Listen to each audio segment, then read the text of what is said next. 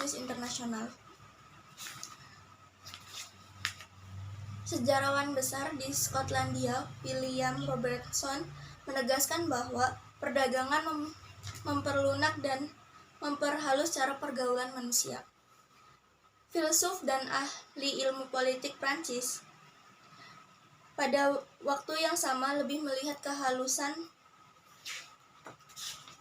dalam pergaulan sebagai syarat untuk perdagangan.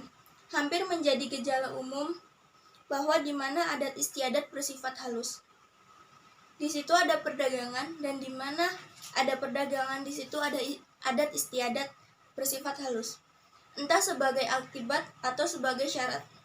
Yang pasti ialah perdagangan sanggup menjembatani jarak jauh dan menjalin komunikasi serta hubungan baik antar manusia.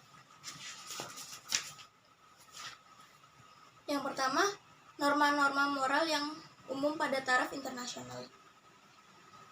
Apakah norma-norma moral bersifat relatif atau harus dianggap absolut? Para ahli berpendapat bahwa pandangan yang menganggap norma-norma relatif saja tidak bisa dipertahankan. Namun demikian, itu tidak berarti bahwa norma-norma moral bersifat absolut atau mutlak begitu saja. Jadi, pertanyaan yang tidak mudah itu harus dijawab bernuansa. Masalah teoritis yang serba kompleks itu kembali lagi pada taraf praktis dalam etika bisnis internasional. Rich DeGold membicarakan 3 jawaban atas pertanyaan tersebut yang pasti tidak memuaskan. Yang pertama, menyesuaikan diri. Di mana bumi dipijak, di sana langit dijunjung. Maksudnya ialah kalau sedang mengadakan kegiatan di tempat lain, bisnis harus menyesuaikan diri dengan norma-norma yang berlaku di tempat itu. Tetapi kalau dibilang moral, pandangan ini mengandung relativisme ekstrem. Tetapi kalau diteliti secara kritis, relativisme norma moral itu tidak bisa diterima. Pandangan yang kedua, relativisme normal. Karena mau mempertahankan kemurnian etika yang sama seperti di negaranya sendiri, mereka mengatakan bahwa perusahaan di luar negeri hanya boleh melakukan apa yang boleh dilakukan di negaranya sendiri dan justru tidak boleh menyesuaikan diri dengan norma etis yang berbeda di tempat lain. Mereka berpendapat bahwa apa yang dianggap baik di negaranya sendiri tidak mungkin menjadi kurang baik di tempat lain. Pandangan yang ketiga ialah immoralisme naif. Pandangan ini dalam bisnis internasional tidak perlu kita berpegang pada norma-norma etika. Mereka berpendapat kita harus memenuhi ketentuan-ketentuan hukum. Tetapi selain itu, kita tidak terikat oleh norma-norma moral. Malah jika perusahaan terlalu memperhatikan etika, ia berada dalam posisi yang merugikan, karena daya saingnya akan terganggu. Kasus bisnis dengan Afrika Selatan yang realistis. Dalam etika, jarang prinsip-prinsip moral bisa diterapkan dengan mutlak. Karena situasi konkret seringkali sangat kompleks.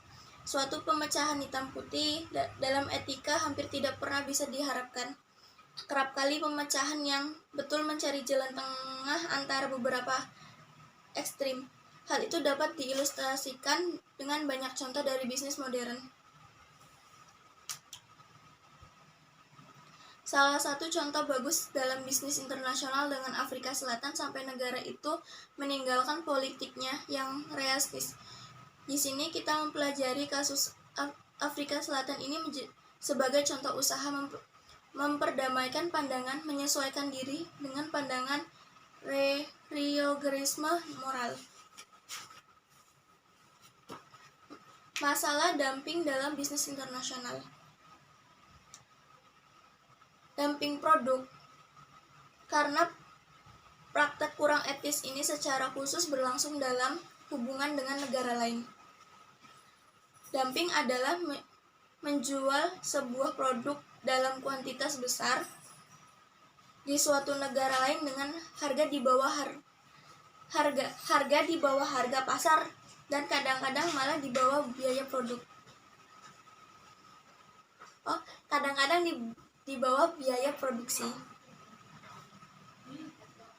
Dumping produk bisa diadakan dengan banyak motif yang berbeda. Salah satu motif adalah bahwa si penjual mempunyai persediaan terlalu besar sehingga ia memutuskan untuk menjual produk bersangkutan di bawah harga.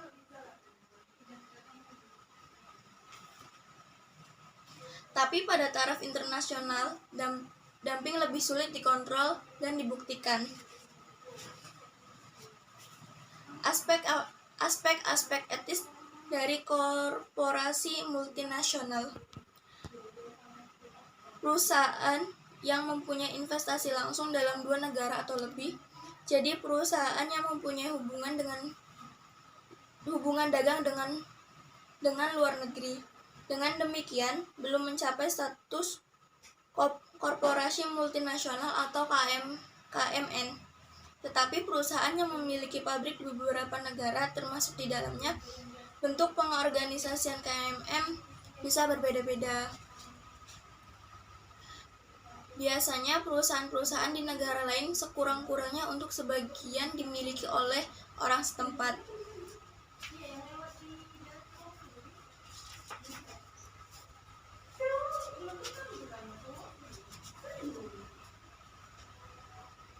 Masalah korupsi pada taraf internasional.